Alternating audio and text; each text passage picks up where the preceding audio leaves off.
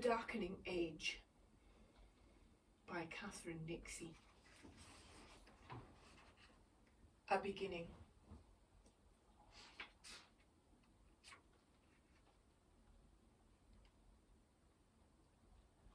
Prologue. Palmyra, AD 385. There is no crime for those who have Christ. Saint Chanute. The destroyers came out of the desert. Palmyra must have been expecting them for years. Marauding bands of bearded, black-robed zealots, armed with little more than stones, iron bars, and an iron sense of righteousness, had been terrorizing the east of the Roman Empire. Their attacks were primitive, thuggish, and very effective. These men moved in packs, later in swarms of as many as 500, and when they descended, utter destruction followed. Their targets were the temples, and the attacks could be astonishingly swift. Great stone columns that had stood for centuries collapsed in an afternoon. Statues that had stood for half a millennium had their faces mutilated in a moment. Temples that had seen the rise of the Roman Empire fell in a single day. This was violent work. But it was by no means solemn. The zealots roared with laughter as they smashed the evil, idolatrous statues. The faithful jeered as they tore down temples, stripped roofs, and defaced tombs. Chants appeared, immortalizing these glorious moments. Those shameful things, sang pilgrims proudly. The demons and idols, our good Saviour trampled down altogether. Zealotry rarely makes for good poetry.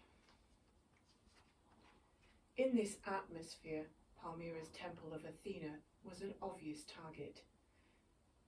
The handsome building was unapologetic, an unapologetic celebration of all the believers loathed, a monumental rebuke to monotheism.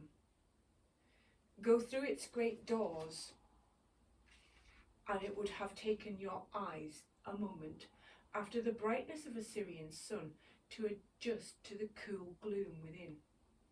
As they did, you might have noticed that the air was heavy with the smoky tang of incense, or perhaps that what little light there was came from a scatter of lamps left by the faithful.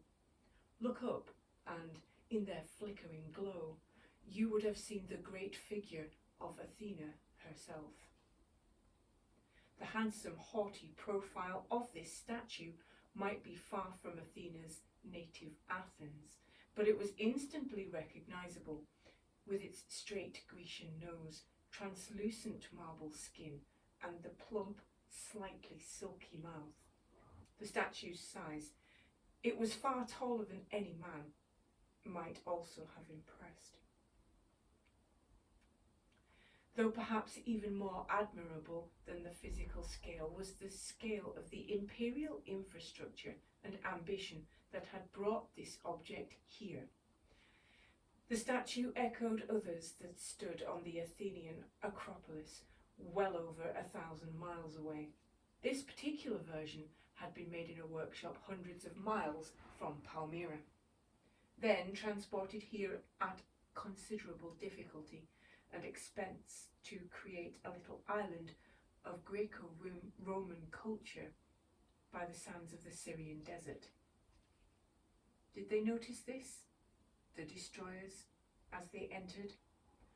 Were they, even fleetingly, impressed by the sophistication of an empire that could quarry, sculpt, then transport marble over such vast distances? Did they, even for a moment, admire the skill that could make a kissably soft-looking mouth out of hard marble? Did they even for a second wonder at its beauty? It seems not. because when the men entered the temple, they took a weapon and smashed the back of Athena's head with a single blow so hard it decapitated the goddess. The head fell to the floor, slicing off that nose, crushing the once smooth cheeks. Athena's eyes, untouched, looked out over a now disfigured face. Mere decapitation wasn't enough. More blows fell, scalping Athena, striking the helmet from the goddess's head, smashing it into pieces. Further blows followed.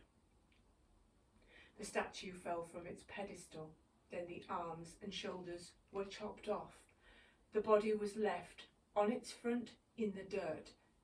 The nearby altar was sliced off just above its base. Only then does it seem that these men, these Christians, felt satisfied that their work was done. They melted out once again into the desert. Behind them the temple fell silent. The votive lamps, no longer tended, went out. On the floor the head of Athena slowly started to be covered by the sands of the Syrian desert. The triumph of Christianity had begun. An ending. Introduction. Athens, AD 532. We see the same stars, the sky is shared by all, the same world surrounds us. What does it matter what wisdom a person uses to seek for the truth? The pagan author, Symmachus. That all superstition of pagans and heathens should be annihilated is what God wants, God commands, God proclaims. St. Augustine. They must have been a melancholy party. In AD 532, a band of 7 men set out from Athens, taking with them little but works of philosophy. All were members of what had once been the most famous of Greece's philosophical schools, the Academy. The Academy's philosophers proudly traced their history back in an unbroken line, a golden chain, as they called it, to Plato himself, almost 1,000 years before. Now, that chain was about to be broken in the most dramatic way possible. These men were abandoning not just their school, but the Roman Empire itself. Athens, the city that had seen the birth of Western philosophy, was now no longer a place for philosophers. Their leader Damascus must have known. Their leader Damascus must have been some comfort to them as they set out on this trip into the unknown. By the standards of time, he was old, elderly even, almost 70 when their journey began, but he was formidable. Damascus was a brilliant, densely subtle thinker who peppered his writings with mathematical similes, and he did not suffer fools gladly.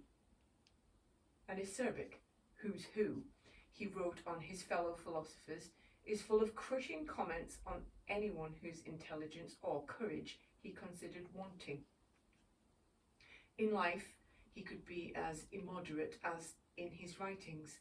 He had once almost drowned in a river when, too impatient for a boatman to take him across, he had decided to swim instead and nearly been swept away. Many of Damascus's greatest risks were run in the service of his beloved philosophy. He had already sheltered a wanted philosopher in his home, embarked on a perilous 1,000-mile journey into the unknown, and braved the risk of torture and arrest himself. No man, he felt, should do any less. Men tend to bestow the name of virtue on a life of inactivity, he once wrote with scorn, but I do not agree. The learned who sit in their corner and philosophize at length in a grand manner about justice and moderation utterly disgrace themselves if they are compelled to take some action. This was no time for a philosopher to be philosophical. The tyrant, as the philosophers put it, was in charge and had many alarming habits. In Damascus's own time, houses were entered and searched for books and objects deemed unacceptable. If any were found, they would be removed and burned in triumphant bonfires in town squares. Discussion of religious matters in public had been branded a damnable audacity and forbidden by law. Anyone who made sacrifices to the old gods could, the law said, be executed. Across the empire, ancient and beautiful temples had been attacked, their roofs stripped, their treasures melted down, their statues smashed. To ensure that their rules were kept, the government started to employ spies, officials and informers to report back on what went on in the streets and marketplaces of cities and behind closed doors in private homes. As one influential Christian speaker put it, his congregation should hunt down sinners and drive them into the way of salvation as relentlessly as a hunter pursues his prey into nets. The consequences of deviation from the rules could be severe, and philosophy had become a dangerous pursuit. Damascus's own brother had been arrested and tortured to make him reveal the names of other philosophers, but had, as Damascus recorded with pride, received in silence and with fortitude the many blows of the rod that landed on his back. Others in Damascus's circle of philosophers had been tortured, hung up by the wrists until they gave away the names of their fellow scholars. A fellow philosopher had, some years before, been flayed alive. Another had been beaten before a judge until the blood flowed down his back. The savage tyrant was Christianity. From almost the very first years that a Christian emperor had ruled Rome in AD 312, liberties had begun to be eroded. And then, in AD 529, a final blow had fallen. It was decreed that all those who laboured under the insanity of paganism, in other words, Damascus and his fellow philosophers, would no longer be allowed to teach. There was worse. It was also announced that anyone who had not yet been baptized was to come forward and make themselves known as holy churches immediately, or face exile. And if anyone allowed themselves to be baptized, then slipped back into their old pagan ways, they would be executed. For Damascus and his fellow philosophers, this was the end. They could not worship their old gods. They could not earn any money. Above all, they could not now teach philosophy. For a while, they remained in Athens and tried to eke out a living. In AD 532, they finally realized they could not. They had heard in the East there was a king who was himself a great philosopher. They decided they would go there despite the risks of such a journey. The Academy, the greatest and most famous school in the ancient world, perhaps ever, a school that could trace its history back almost a millennium, closed. It is impossible to imagine how painful the journey through Athens would have been. As they went, they would have walked through the same streets and squares where their heroes, Socrates, Plato, Aristotle, had once walked and worked and argued.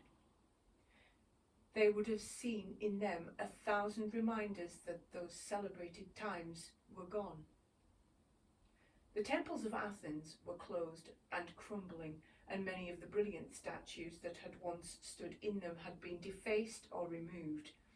Even the Acropolis had not escaped. Its great statue of Athena had been torn down. Much of Damascus's writing has been lost, but occasional phrases remain. Certainly enough to discern his feelings. His entire way of life, he wrote, was being swept away by the torrent. The writings of another Greek author from some years earlier showed similar despair. We are, he wrote, men reduced to ashes. For today everything is turned upside down.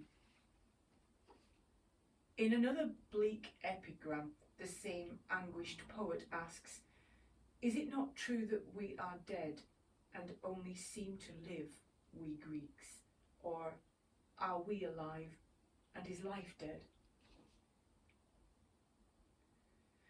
When modern histories describe this period, this time when all the religions died away and Christianity finally became preeminent, they tend to call it the triumph of Christianity. It is worth remembering, however, the original Roman meaning of the word triumph. A true Roman triumph wasn't merely about the victory of the winner. It was about total and utter subjugation of the loser. In a true Roman triumph, the losing side was paraded through the capital while the winning side looked on at an enemy whose soldiers had been slain, whose possessions had been despoiled, and whose leaders had been humiliated. A triumph was not merely a victory, it was an annihilation. Little of what is covered by this book is well known outside academic circles. Certainly it was not well known by me when I grew up in Wales, the daughter of a former nun and a former monk. My childhood was, as you might expect, a fairly religious one. We went to church every Sunday, said grace before meals, and I said my prayers, or at any rate the list of requests I considered to be the same thing, every night. When Catholic relatives arrived, we play-acted not films, but First Holy Communion, and at times even actual communion, a terrible sin. And not a wonderful game either. This was at least an opportunity to glean extra blackcurrant juice from adults. So there was a lot of God, or at any rate of Catholicism, in my childhood. But despite having spent a combined 26 years inside monastic walls, my parents' faith was never dogmatic. If I asked about the origins of the world, I was more likely to be told about the Big Bang than about Genesis. If I asked where humans came from, I would have been told about evolution rather than Adam. I don't remember, as a child, ever questioning that God existed, but equally as a teenager, I remember being fairly confident that he did not. What faith I had died, and my parents either didn't notice or didn't mind. I suspect that somewhere between the monastery and the world, their faith had died too. What never ever died in our family, however, was my parents' faith in the educative power of the church. As children, both had been taught by monks and nuns, and as a monk and a nun, they had both taught. They believed, as an article of faith, that the church had enlightened their minds, was what had enlightened, in distant history, the whole of Europe. It was the church, they told me, that had been kept alive in the Latin and Greek of the classical world in the benighted Middle Ages, until it could be picked up again by the wider world in the Renaissance.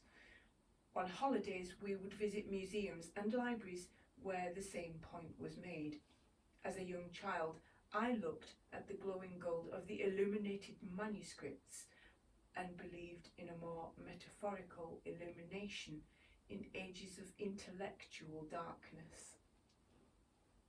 And in a way, my parents were right to believe this, for it is true, monasteries did preserve a lot of classical knowledge. But it is far from the whole truth. In fact, this appealing narrative has almost entirely obscured an earlier, less glorious story. For before it preserved, the church destroyed, in a spasm of destruction never seen before, and one that appalled many non-Christians watching it. During the 4th and 5th centuries, the Christian church demolished, vandalised, and melted down a simply staggering quantity of art. Classical statues were knocked from their plinths, defaced, defiled, and torn limb from limb. Temples were razed to their foundations and burnt to the ground. A temple widely considered to be the most magnificent in the entire empire was levelled. Many of the Parthenon sculptures were attacked. Faces were mutilated, hands and limbs were hacked off, and gods were decapitated. Some of the finest statues on the whole building were almost certainly smashed off, then ground into rubble that was used to build churches. Books, which were often stored in temples, suffered terribly. The remains of the greatest library in the ancient world, a library that had once held perhaps 700,000 volumes, was destroyed in this way by Christians. It was over a millennium before any other library would come even close to its holdings. Works by censured philosophers were forbidden, and bonfires blazed across the empire as outlawed books went up in flames. Dramatic though all this was, far more destruction was achieved through sheer neglect. In their silent copying houses, the monks preserved much, but they lost far more. The atmosphere could be viciously hostile to non-Christian authors. In the silence in which monks worked, gestures were used to request certain books. Outstretched palms and the mimed tuning of pages signified that a monk wished a psalter to be passed over to him, and so on. Pagan books were requested by making a gagging gesture. Unsurprisingly, the works of these despised authors suffered. At a time when parchment was scarce, many ancient writers were simply erased, scrubbed away so that their pages could be reused for more elevated themes. Palimpsests, manuscripts in which one manuscript has been scraped, pseo, again, palin, provides glimpses of the moments at which these ancient works vanished. A last copy of Cicero's De Re Publica was written over by Augustine on the Psalms. A biographical work by Seneca disappeared beneath yet another Old Testament. A codex of Sallust's histories was scrubbed away to make room for more St. Jerome. Other ancient texts were lost through ignorance, despised and ignored over the years. They simply crumbled into dust. Food for bookworms, but not for thought. The work of Democritus, one of the greatest Greek philosophers and the father of atomic theory, was entirely lost. Only 1% of Latin literature survived the centuries. 99% was lost. One can achieve a great deal by the blunt weapon of indifference and sheer stupidity. The violent assaults on this period were not the preserve of cranks and eccentrics. Attacks against the monuments of the mad, damnable and insane pagans were encouraged and led by men at the very heart of the Catholic Church. The great St. Augustine himself declared to a congregation in Carthage that all superstitions of pagans and heathens should be annihilated is what God wants. God commands, God proclaims. St. Martin still one of the most popular French saints, rampaged across the Gaulish countryside, levelling temples and dismaying locals as he went. In Egypt, Saint Theophilus raised one of the most beautiful buildings in the ancient world. In Italy, Saint Benedict overturned a shrine to Apollo. In Syria, ruthless bands of monks terrorized the countryside, smashing down statues and tearing the roofs from temples. The attacks didn't stop at culture, everything from the food on one's plate, which should be plain and certainly not involve spices, though to what one got up to in bed, which should likewise be plain and unspicy, began for the first time to come under the control of religion. Male homosexuality was outlawed. Hair plucking was despised, as too were makeup, music, suggestive dancing, rich food, purple bedsheets, silk clothes, the list went on. Achieving this was not a simple matter. While the omniscient God had no trouble seeing not only into men's hearts but into their homes, Christian priests had found little more difficulty in doing the same. A solution was found. Saint John Chrysostom encouraged his congregations to spy on each other. Enter each other's homes, he said, pry into each other's affairs, shun those who don't comply, then report all sinners to him, and he would punish them accordingly. And if you didn't report them, then he would punish you too, just as hunters chase wild animals. Not from one direction, but from everywhere, and cast them into the net. So too, together, let's chase those who've become wild animals and cast them immediately into the net of salvation. We from this side, you from that. Fervent Christians went into people's houses and searched for books, statues, and paintings that were considered demonic. This kind of obsessive attention was not cruelty. On the contrary, to restrain, to attack, to compel, even to beat a sinner, if you turned them back to the path of righteousness, to save them. On Augustine, the matter of the pious paradox put it, O merciful savagery. The results of all this were shocking, and, to non-Christians, terrifying. Townspeople rushed to watch as internationally famous temples were destroyed. Intellectuals looked on in despair as volumes of supposedly un-Christian books, often in reality texts on the liberal arts, went up in flames. Art lovers watched in horror as some of the greatest sculptures in the ancient world were smashed by people too stupid to appreciate them, and certainly too stupid to recreate them. The Christians could often not even destroy effectively. Many statues on many temples were saved simply by virtue of being too high for them.